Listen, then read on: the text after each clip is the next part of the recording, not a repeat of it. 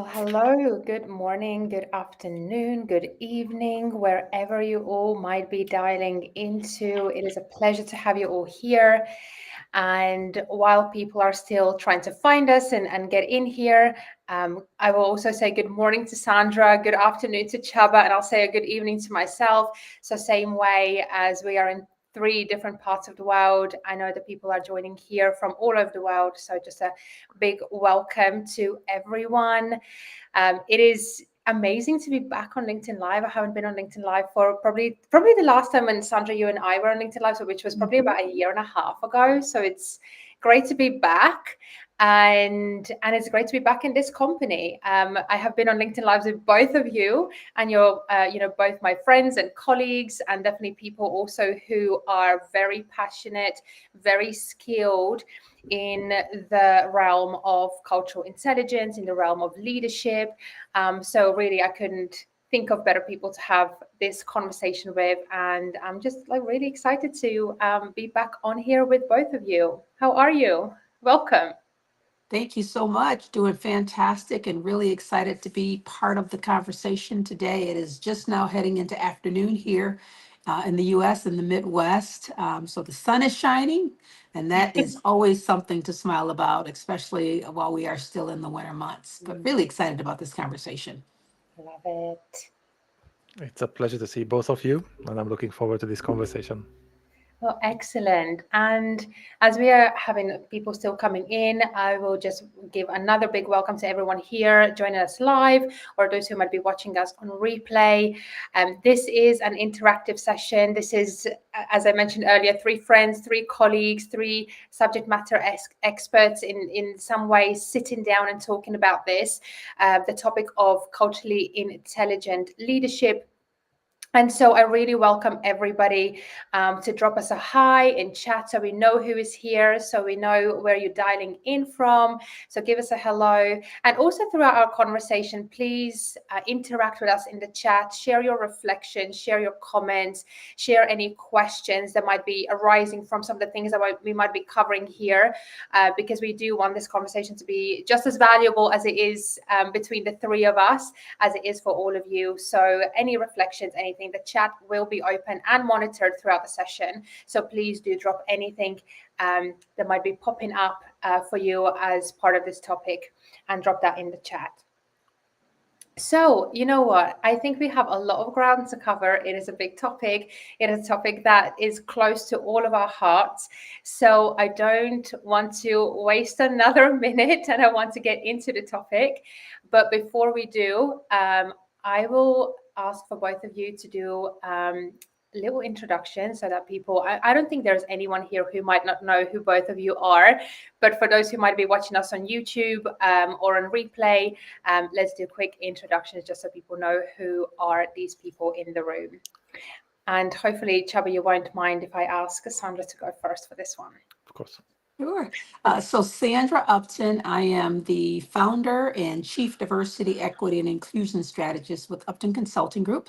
I'm based here in the US in the Midwest in Michigan, but my company has a very global footprint. So I have the privilege of working with organizations and individuals across the country and across the globe, helping them to move their diversity, equity, and inclusion work forward. And a big part of that conversation is often around cultural intelligence and helping to develop the cultural intelligence of leaders, as well as frontline employees.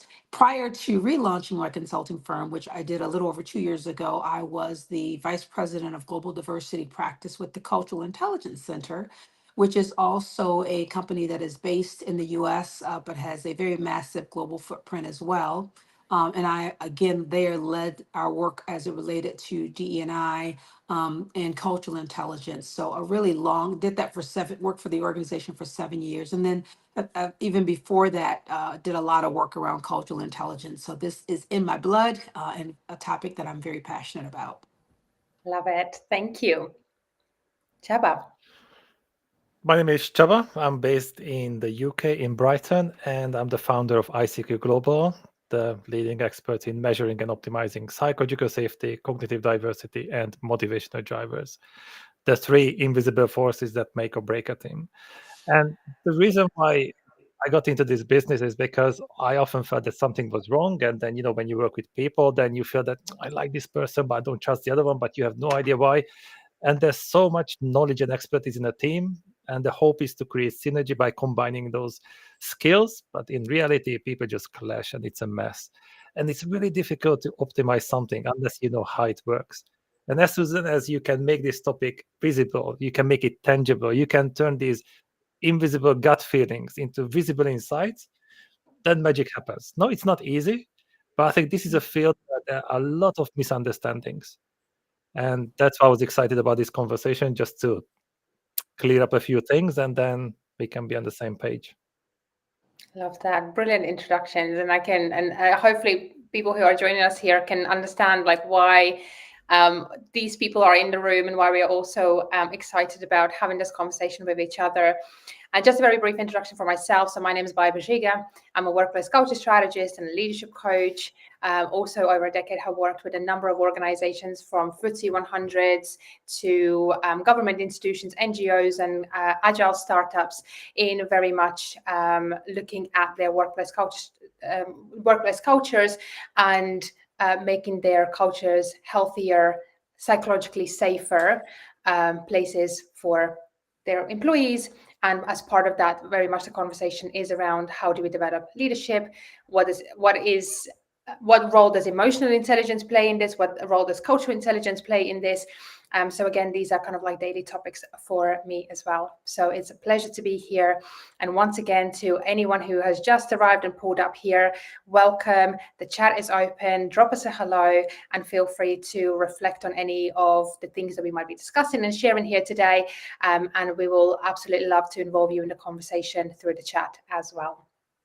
And so I think as with any conversation, because, we already have said the term cultural intelligence a few times. And, for us, very much it's kind of like bread and butter and we throw it around. And I'm sure, people who are in this space right now are people who are interested in maybe practicing this topic and might know what that is. But I do love to usually start any of my conversations, even if I'm talking a one-to-one coaching session with a leader, it is, I think, quite important to define what are the terms that we are throwing around and to make sure that we engage in that topic from the same perspective and from not necessarily the same perspective, but definitely from the same page. And so I think let's start there with simply defining what is cultural intelligence, and specifically what is cultural intelligence in the context of leadership that we will be discussing today.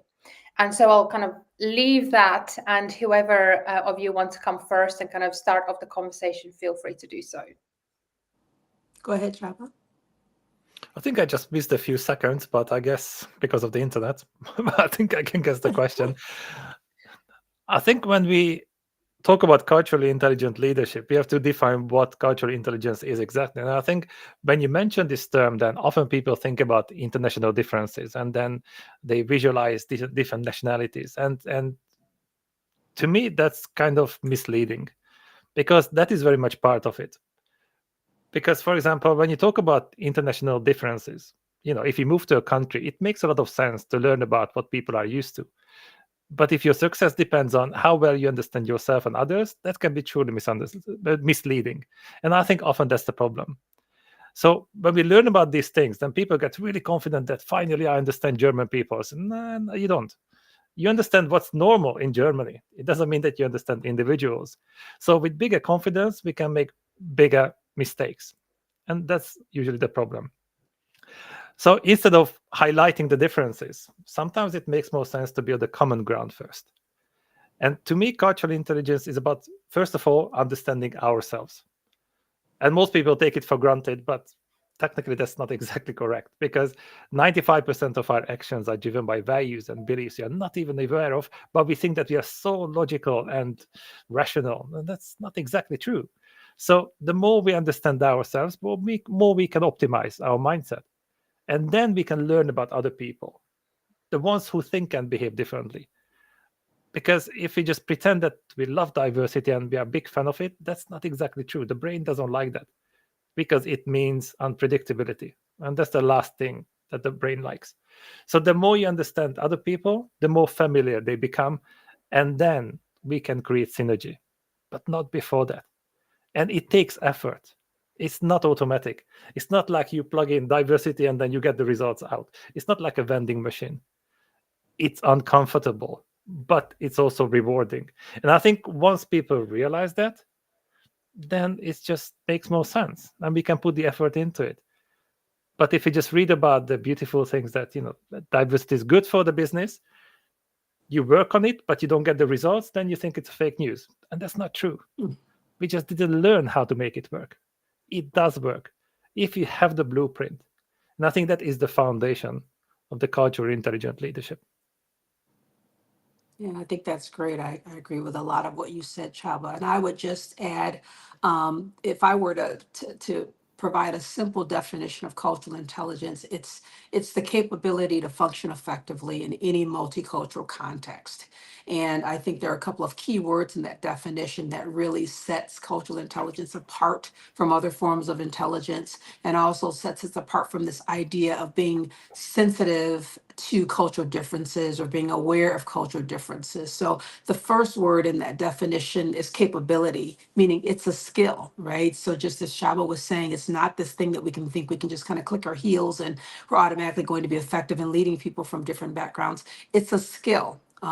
But once we develop that skill and as we grow that skill or that capability, it then positions us as leaders and anyone in the organization for that matter to function effectively in any multicultural context. So that other key word there is any.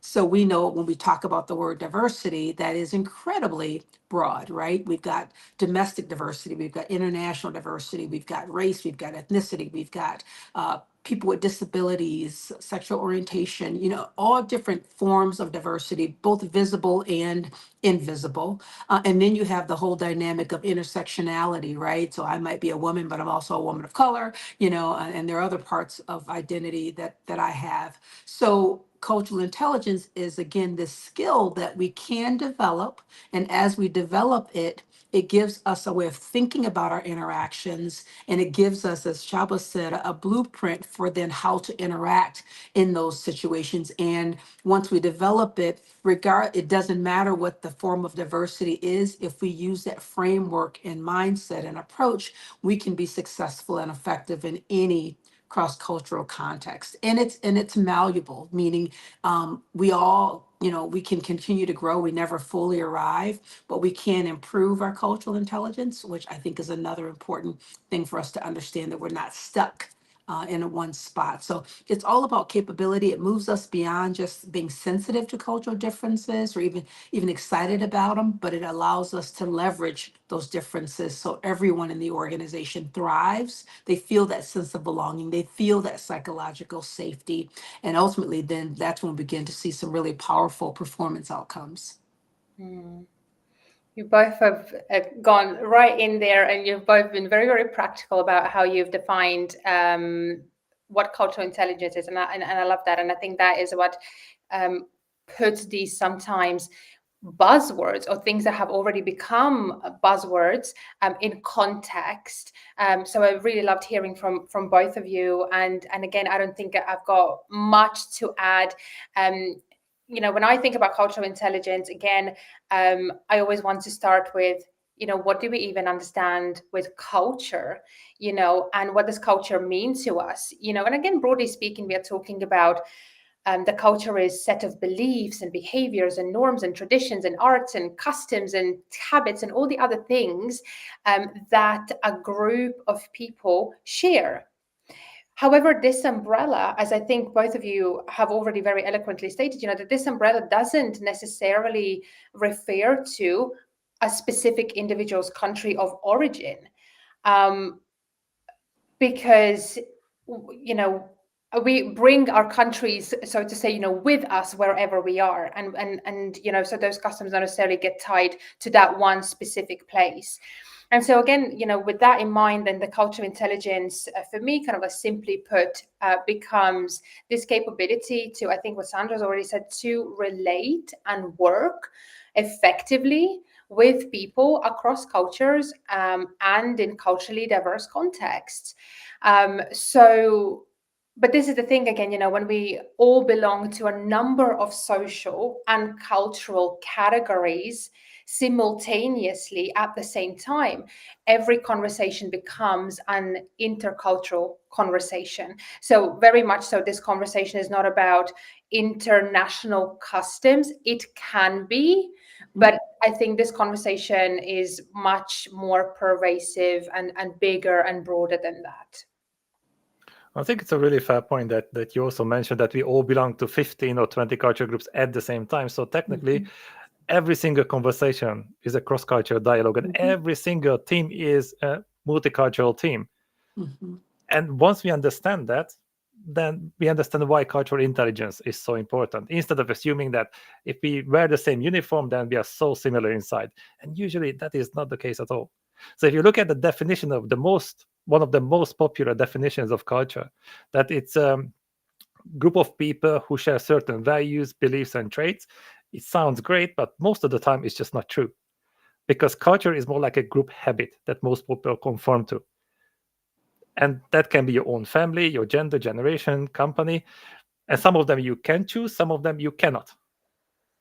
And that's why if you look at the culture groups that you can choose, it's much more likely that you choose an environment that feels more right, where your personal preferences are closer to what is normal and expected around you. But if you look at the ones that you cannot choose, your gender, generation, country of origin, we just get used to it because we learn how to navigate efficiently. Yeah, So I think that's great. yeah.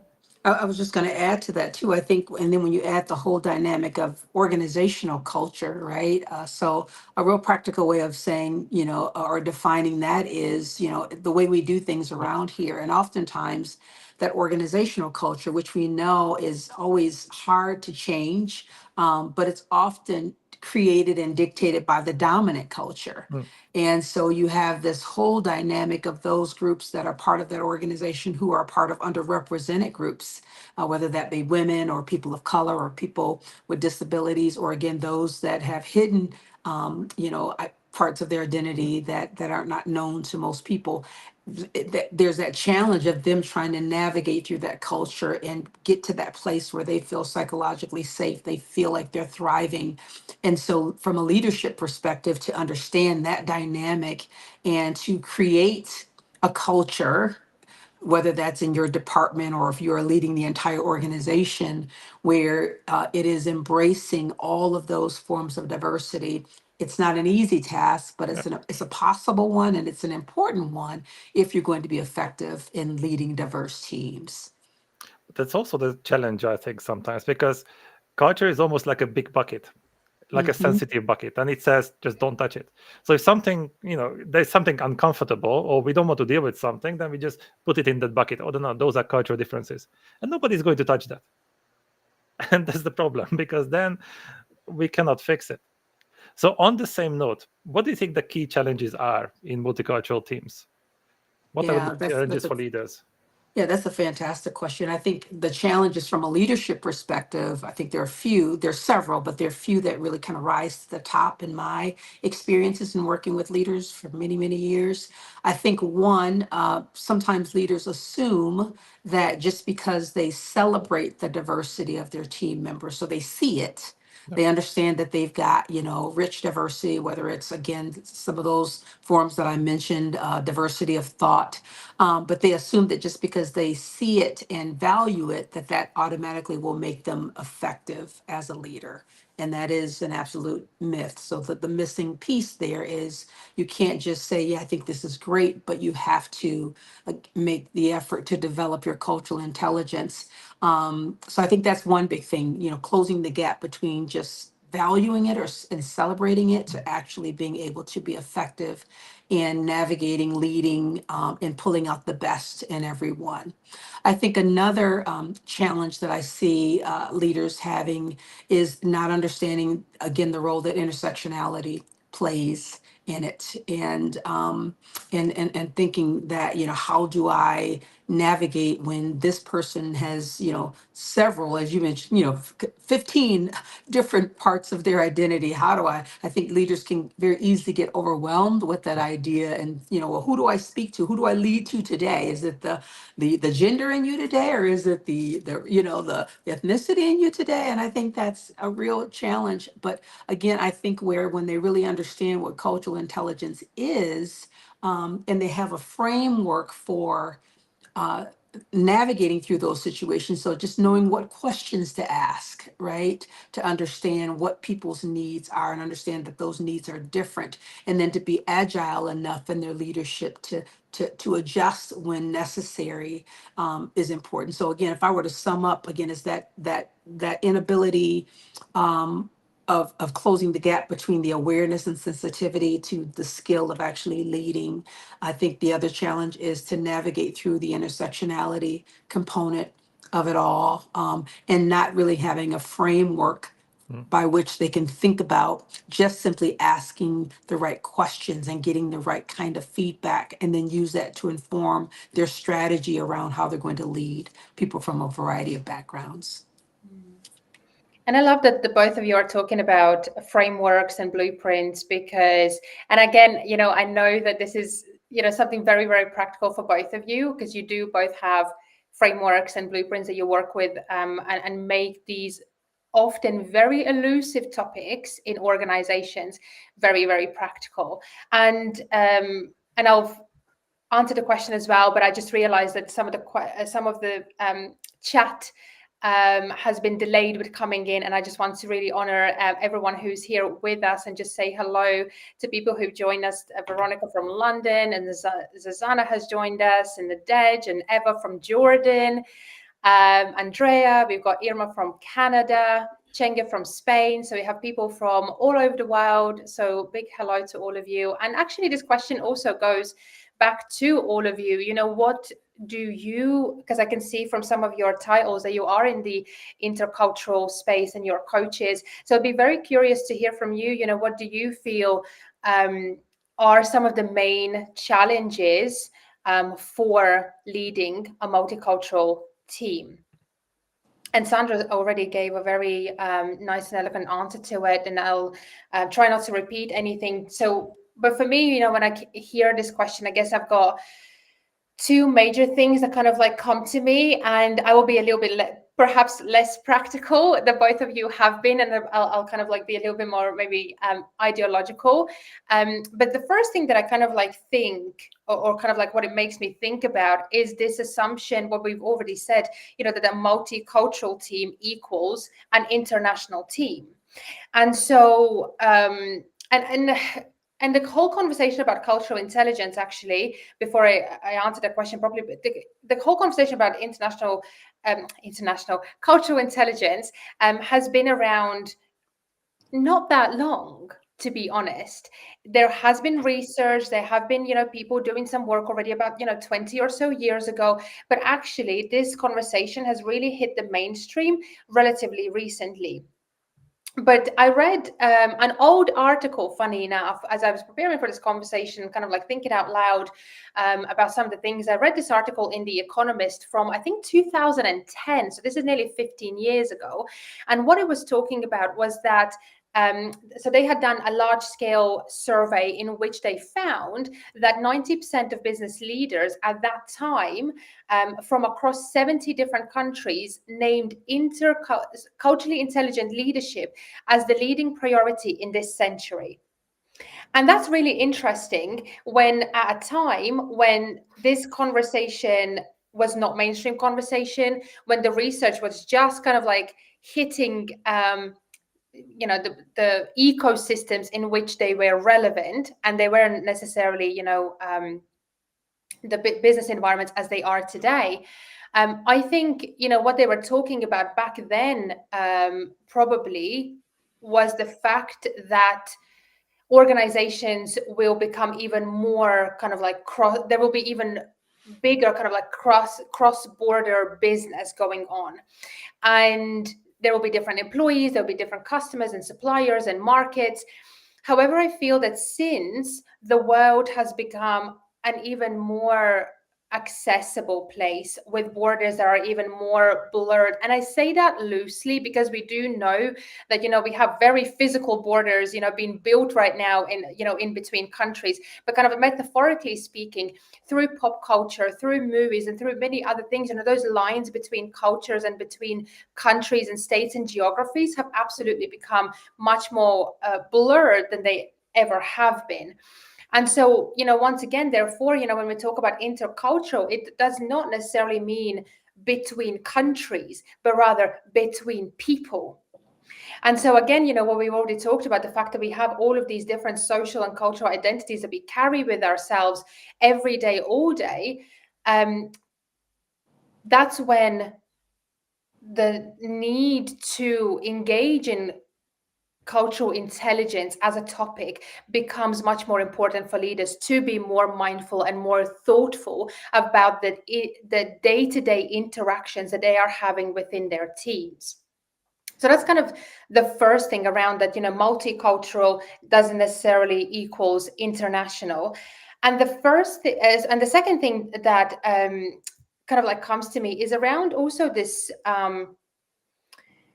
blaming our conflicts and misunderstandings on culture, and kind of making the culture the scapegoat for our own lack of emotional intelligence, cultural intelligence, leadership skills, and so on. And I find, and again, thinking about the fact that between 60 to 80% of workplace conflict arises from three major things, which is value conflicts, personality clashes, or poor leadership.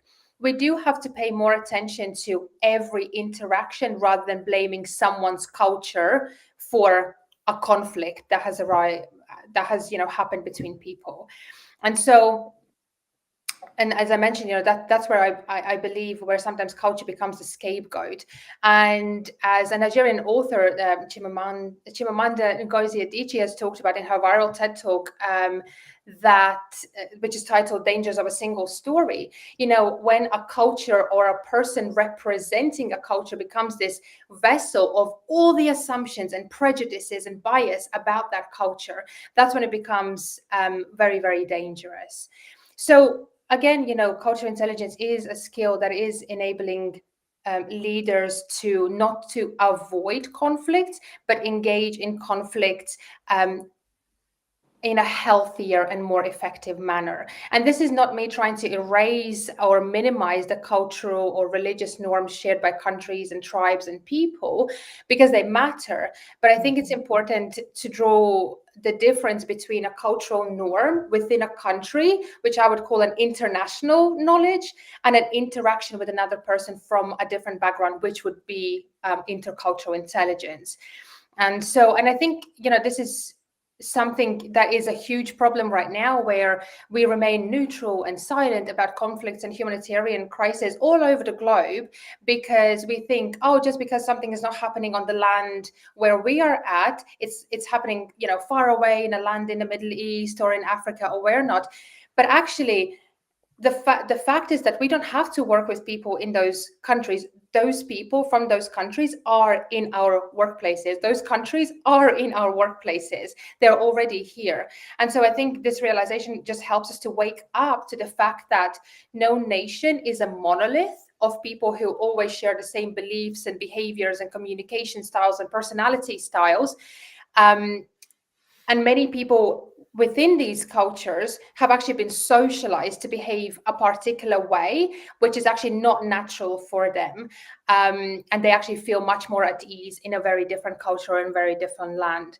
So again, to sum up, I think that the two kind of like major things when I think about the key challenges, and I'm not talking about obviously necessarily at operational level, but it's very much kind of drawing the distinction between international and intercultural, and also to not to kind of like call in first and assess our own leadership skills and emotional intelligence and level of cultural intelligence before we use culture as this one vessel to put a blame on why conflicts happen, be it in workplace or between nations, as we see that today.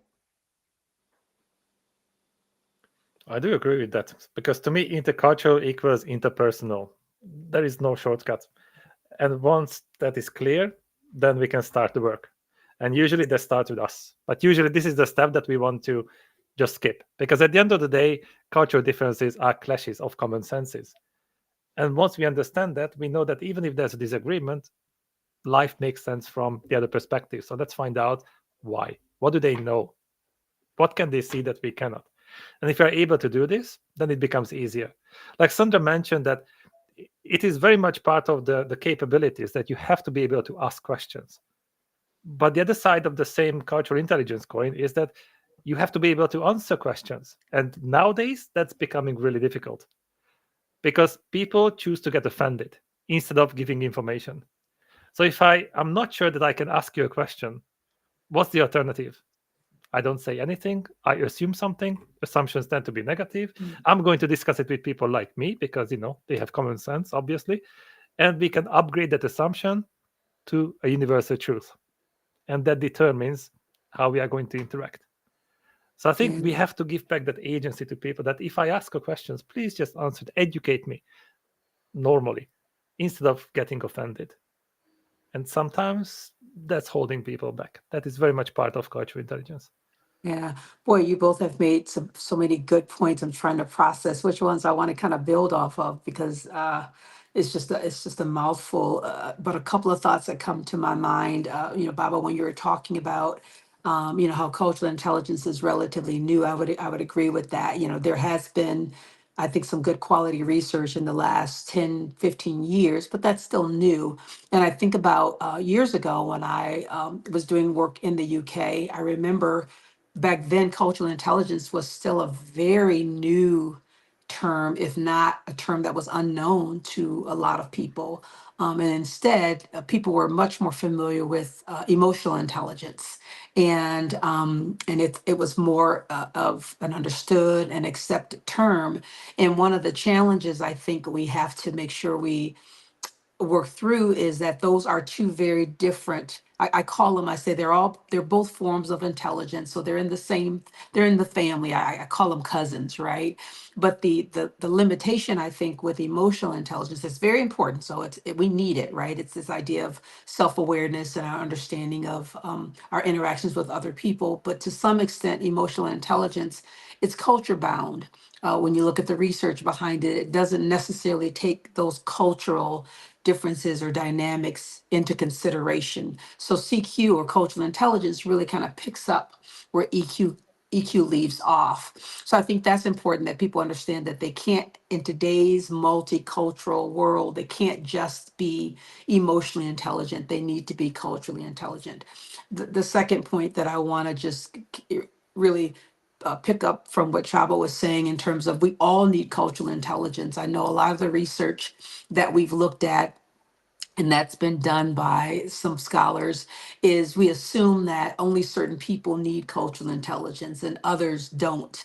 And that's simply not the case. We all need cultural intelligence. And when we enhance that, again, it enhances our ability to ask the right questions and also be willing to to contribute to the conversation in ways that make our engagements effective and productive and safe, psychologically safe. And that doesn't mean we won't be uncomfortable, and that we don't need to be uncomfortable at times, but we still need to be willing to work together to create a safe space to have those uncomfortable conversations and all get to the place where we become more comfortable being uncomfortable, right? And I think the other key piece is, when people, come back and ask the question, so what does that framework look like? I mean, how do I engage in ways where I've got all of these different diverse dynamics coming at me? And I think that's where the framework that I've been used to talking about and building on the research around are these four capabilities Because it gives us a way to think about our interactions. And so we know that there's not one size fits all, but again, the framework allows us to adapt and adjust to different scenarios at any given moment in time, whether we're inside of an organization or outside of it, or if we're leading a multicultural team. And so very quickly, those four capabilities are CQ Drive, which is all about our motivation. If we're not even motivated, and I think again, this builds off of Chaba's point, if we're not even motivated to engage across cultures, if we don't see the value or benefit of it, and we don't work to build our confidence and our persistence, we're going to be limited in our interactions. And so that's something that can be measured. What is our level of motivation, confidence, and persistence? And then from there, we can't just stop there and say, okay, I'm motivated, I'm confident, and I'm persistent, I'm good to go. No, you've got to then go to the second capability, which is around knowledge. And that's where, again, it's understanding the cultural differences and dynamics that you might find yourself in the midst of. And that could be international, it could be domestic, it could be, again, all different forms of diversity that may be a part of that engagement. But asking, what do I need to understand about this particular situation or this particular person that I'm engaging with that's going to help me be more effective in my interaction? So asking questions, doing my own research. And then that third one is this idea of, let me take that motivation, let me take that knowledge and use it to inform my strategy. How am I going to adjust my leadership to make sure that I'm leading Sandra in a way that's going to make her thrive compared to leading Baba in terms of what her needs are and how she can thrive in the organization. And then that last one is action, which is really about our behaviors, what behaviors are helpful or appropriate and which behaviors are not. So I think if we, again, giving people some kind of framework by which we think about how to lead into this, those four capabilities, I think there are other frameworks. I know Chaba has an amazing framework as well, and I think they all add value to the conversation. But I think this is one way, looking at those four capabilities and keeping that in our mind, using it to inform how we engage in any context at any given time, I think can be very helpful in equipping us with the leadership that's needed to make sure everybody is thriving. Thank you, Sandra. Thank you for leading us into, talking about solutions and kind of like moving from challenges into solutions. And there are quite a few comments, and I just saw one from Silviana, who's talking. It's quite a long comment, but kind of like to sum it up, she's saying that let's consider multicultural as multi-perspective. Which mirror are you holding now, and which one is being held at you to look at? So very good question there. Thank you for sharing your reflection, Silviana. And again, that goes for anyone else. If there's anything that resonates, maybe it doesn't, if you want to ask a question, please drop them in the chat. But as Sandra already started talking about frameworks, and she already alluded to your framework, Chaba, do you want to pick up from here? I think there's a lot of overlap between the CQ and what we do in terms of approach, but it's just from a different angle. And I think every single model can be useful for a specific purpose. The problem is when people misunderstand them or they promise more than the models can actually deliver. And that's a problem. Or because they were created under circumstances long time ago, and now the world completely changed, and we still assume that the best practices are still the best ones, and usually that's not the case. And if you look at the statistics, we can clearly see that employee engagement has been plummeting for 5 years, even though companies spend a fortune on trying to motivate people. But that's usually doesn't work. So I think one of the biggest challenges is that when we talk about psychological safety and cultural intelligence and inclusion and all these things, then most clients think that it's some voodoo stuff. It's nice, but I cannot see it, so it doesn't exist. And it's easier to ignore it, but it's much more difficult to optimize it. So as soon as you can measure it, you can make it tangible. You give people the vocabulary, a frame of reference. You can create meaningful conversations driven by data and rooted in science. Then we can deal with it. Not until then. And I think that is the biggest advantage. So if we want to have the benefits of diversity, we have to create the right environment. And that is psychologically safe and motivating. Now, the problem is that often the leaders assume that they know how to motivate people. They rely on common sense, good intention, and the golden rule. But if you try to lead and serve people based on what you need and what you want, it's going to backfire really badly. Like Biber said, 60 to 80% of all problems in a company stem from exactly the same source, the lack of understanding of why people think and behave differently. So that's why we focus on this. So one framework, the growth zone, is about psychological safety and motivational drivers, and deep dive into it. And I don't believe that an assessment could tell you that this is your problem and this is what you have to do. That has not much to do with science. We don't know, but we know where the problem is. We know how serious it is. We get the data, but the participants have the insights. They know what's happening. So when we combine stories with data, magic happens. But one without the other one doesn't really work. That's the problem. But then if we want to take growth to the next level, the highest level, we also need cognitive diversity. And that's the immune system of a team. That's the difficult part. What happens when two people disagree? That's a defining moment there.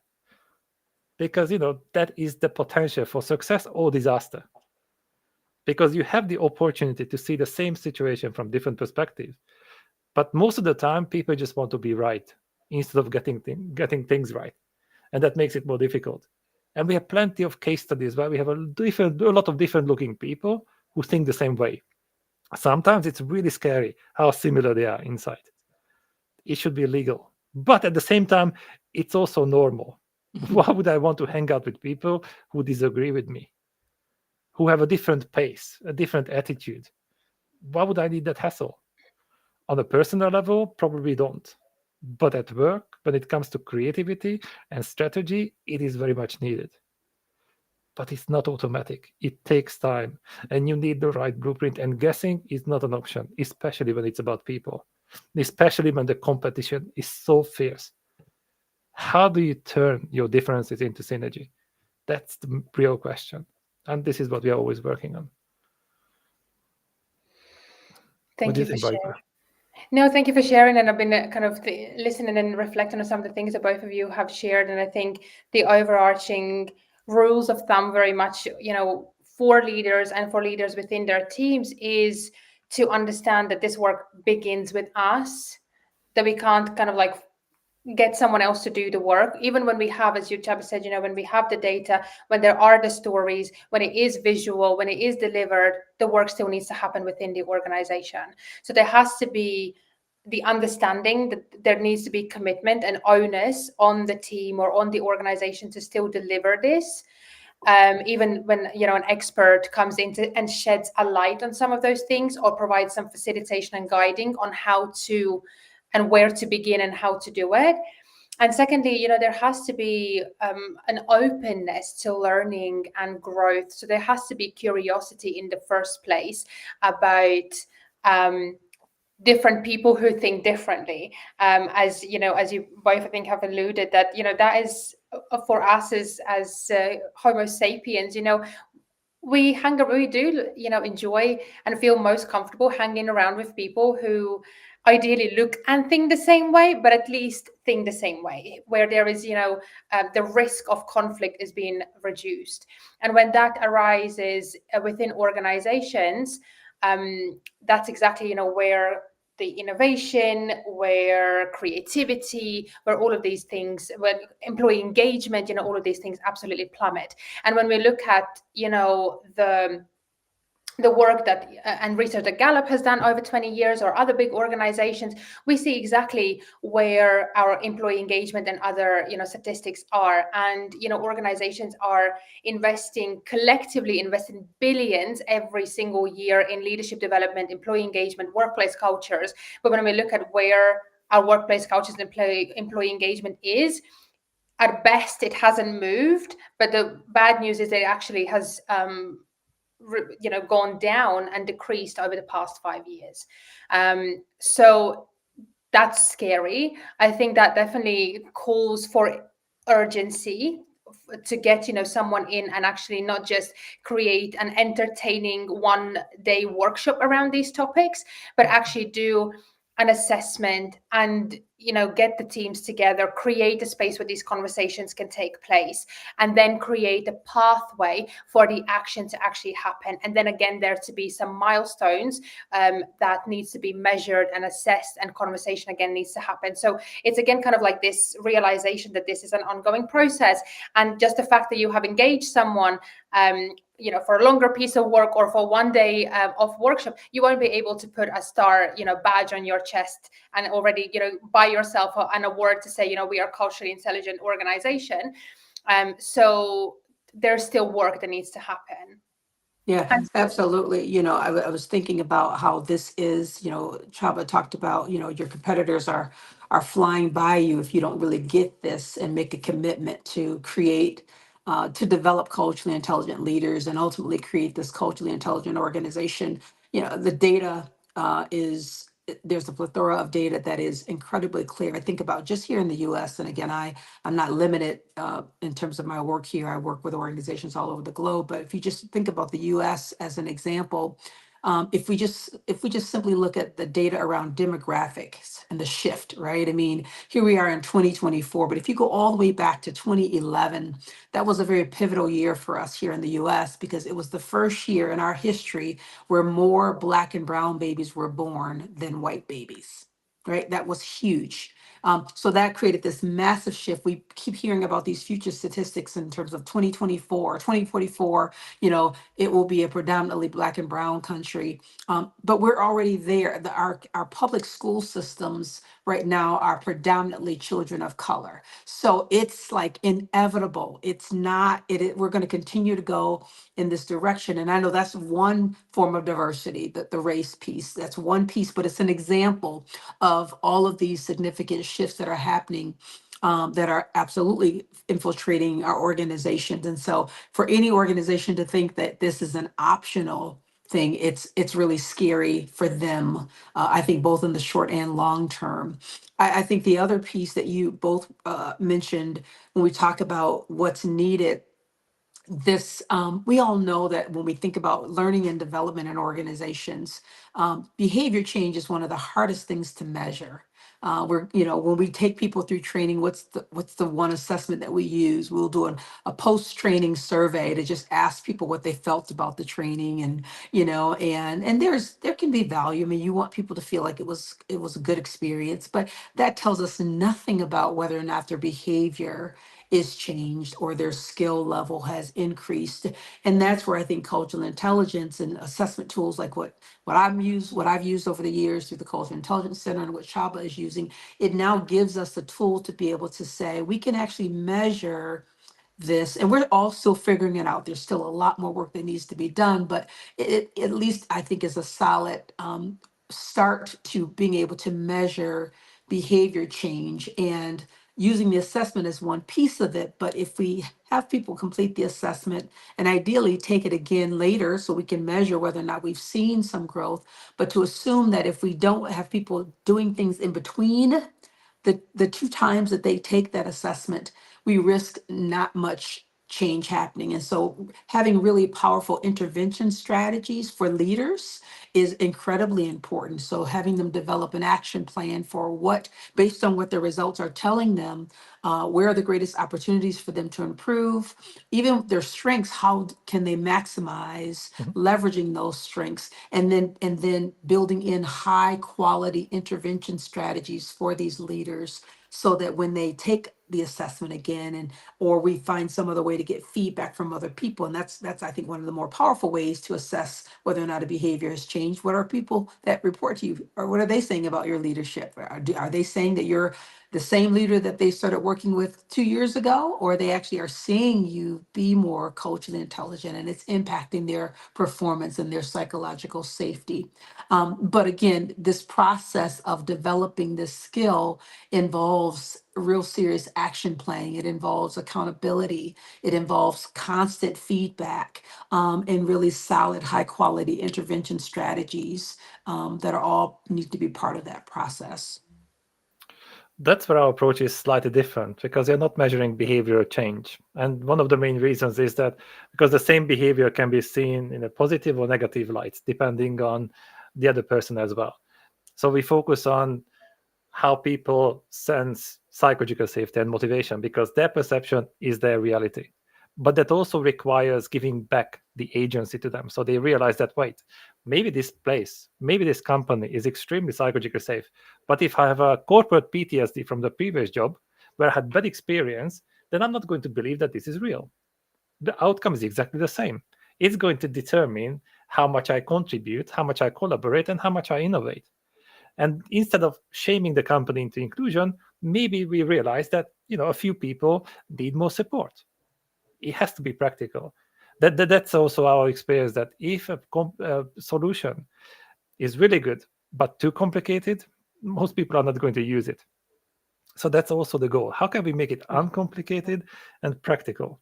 And to be honest, that's why I like the CQ approach as well, because I found it really practical. Yeah. Is it the only one? No. Ours is the only one? No. But I Right. think they can be complementary. And I think that's the beauty of it. Because, for example, when we look at the Impactful Leader program, then we deep dive into it. And I do believe in data. When people learn about their own biases, and here we don't talk about that, do you like, these people or those people? No. We focus on the cognitive biases affecting collaboration and decision making. Then we look at the derailers. How do you behave under pressure? Where can it go wrong? And maybe you think that it's a good idea, and then you realize the impact is not. So when we deep dive into these things and you have a label, you understand the concept, then you can recognize it. So instead of getting rid of things, we optimize them. Because I think, some courses just overpromise. Let's get rid of all your biases. Really? But they exist for a reason. The problem is when you're not aware of them and when they are out of date or negative. So let's get to know them, and we can upgrade them. We can optimize them. But they exist for a reason. So if we try to offer a solution that goes against nature, that is unlikely to be successful. So I always think, Yeah. how can we build on what people know? How can we speak their language so they get better results in less time? Yeah, and I hear what you're saying. I do have a slightly different perspective on that. And I think we are probably saying the same thing in some ways. But when you talk about even a person, if they have biases and then they understand what those biases are, and maybe perhaps they need to upgrade them, to me, that's behavior change. Because when I think about this work, that's exactly what behavior change is. And when I think about this work and where my energy has been focused on, particularly in the last 2 years, but really the last 25 years, is this idea if we're going to create these culturally intelligent, diverse, inclusive, and equitable organizations that we know are really not optional if we're going to move forward and be successful and be able to compete and have all of these amazing performance outcomes that we want. It requires two levels of change. It does require behavior change, Yeah. and it requires a system change. And so when I talk about behavior change, so the perfect example that you gave in terms of enhancing, if I realize that I have a bias towards someone or a cultural group, and that bias is negatively impacting their ability to be successful in the organization, then that change is not just me thinking differently, but it's also me behaving differently, right? And so, and the implications of that, if I don't, those are the things that perpetuate inequities that we see in organizations. So I think it's both. I think we all want to bring our authentic selves to work. That's part of that psychological safety.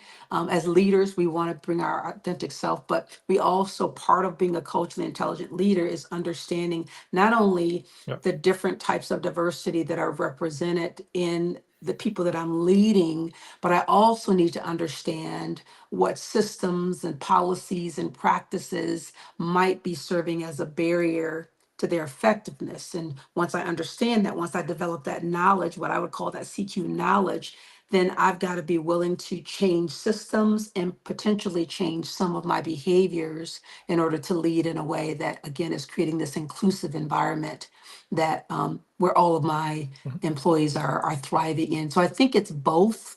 And I think we can do it in a way, again, where everybody's committing to the work. So it's not that only the leader needs to be culturally intelligent, everybody that's a part of that team.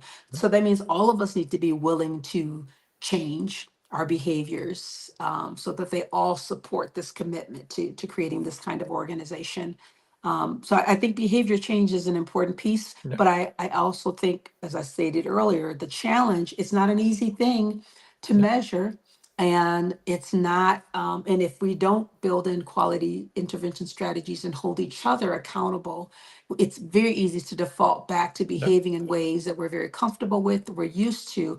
But the danger with that is that may not serve the diverse people that I'm expected to lead. I think we are on the same page, definitely. Yeah. And Mm-hmm. my logic is that once you shift your mindset, then the behavior is going to change. But if I just Mm-hmm. change my behavior, but nothing changes inside, and I just pretend Yes. to be inclusive, that's not ideal. It's not Yes. sustainable. Yeah, absolutely. I agree with that.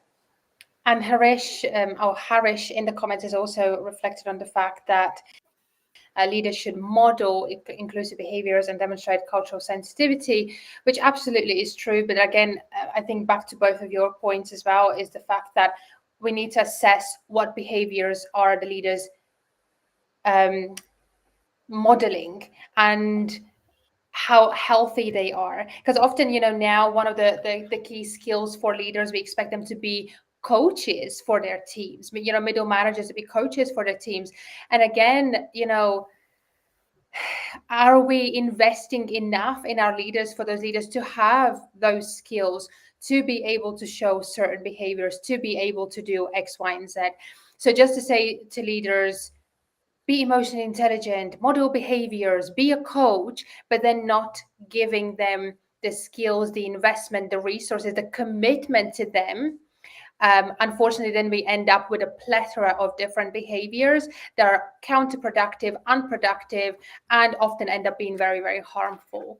And this is, again, where there isn't a common understanding of what culture is, how do we measure it, how do we assess it, how do we improve it, then it again becomes an elusive topic that we have a surface level understanding, or everyone interprets it in whatever way they want to and take it to their teams, and then we end up with 120 different little cultures under the whatever culture roof or value roof we have created the organization.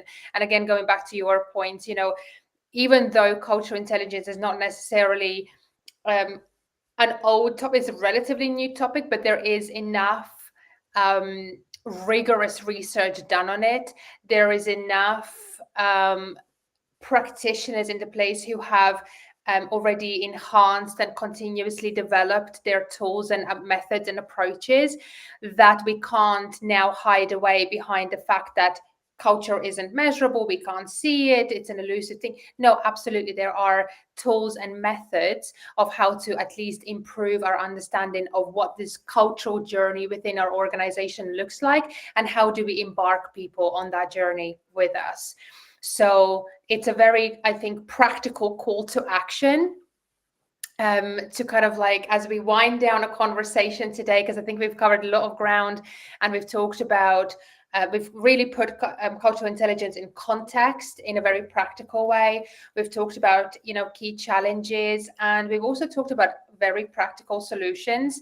And I think there's a real call to action there as well, to say, this is not just a topic to talk about during, a board meeting. It's a very practical thing that we need to address, because I think, as Chaba said, it shouldn't be, and it can't be anymore, a guessing game. We are not doing any guessing when it comes to our finances or marketing strategies or sales targets.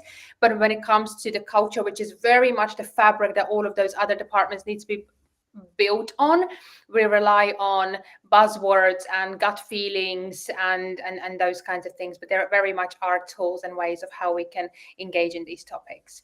And so I would love to, because there have been a lot of people listening to us this evening, well, this morning, wherever you might be.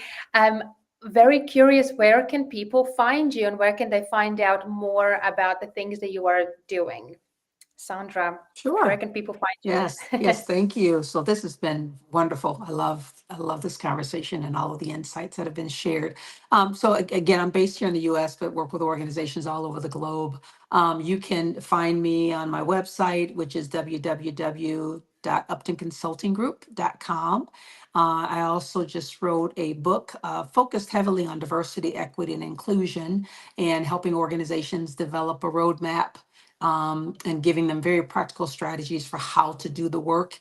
And part of that does include cultural intelligence, upskilling your leaders. And so that is a great resource that you can find. You can learn more about the book on my website, or you can go straight to Amazon and click on the link there and learn a bit more about it there. But www.uptonconsultinggroup.com would be my website and a great place to start to learn more about the work that I do. Love it. And also I'll make a little plug just to say that Sandra is doing a book signing tour in the US, and she's going to be coming to the UK next week. So if you want to meet Sandra, if you want to ask her questions or get to know her in face-to-face environment, on the 7th of March, we will be at the RSA House in London at 3 p.m. And all the details are in both of our LinkedIn profiles. So go and check that out and come and meet the both of us, and maybe Chaba will join us as hopefully well. he will. Yeah, he's invited at least. That's the plan. Chaba, and we'll find more about the work that you are doing and we are doing. Well, I'm happy to connect with anyone on LinkedIn because I publish a lot. So all the Forbes articles and a lot of updates. The main website is icq.global, and we have hundreds of licensed partners in now 50 countries who can provide these solutions. And also something exciting, we are launching the ICQ Global Academy, which is about the most up-to-date data-driven solutions. And also I want to champion our partners as well who created their programs based on our solutions. And probably that is going to go live next week.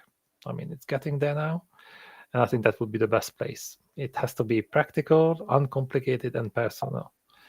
That's the goal every single time. Perfect. Well, thank you so much, both of you, for having this conversation, for joining us. And I know, Sandra, you're running around everywhere with your book. So thank you so much for creating the time to be here this afternoon for you and talking about cultural intelligence, leadership. Thank you, Chaba. Thank you both for all of the insights and making it very, very practical. And once again, everyone, reach out to us, connect with us, ask your questions, which you potentially maybe didn't want to ask in public. We'll be more than happy to engage with you about this topic. As you can see, these are topics very close to our hearts, and we could probably talk another hour without even taking a breath. So thank you so much, and thank you both. And yeah, I look forward to coming back in the same forum with you in London, but who knows, maybe we'll come back again and have another conversation about this topic here, because I think there's still so much to unpack. Thank you so much. Thank you. Thanks, everyone. See you very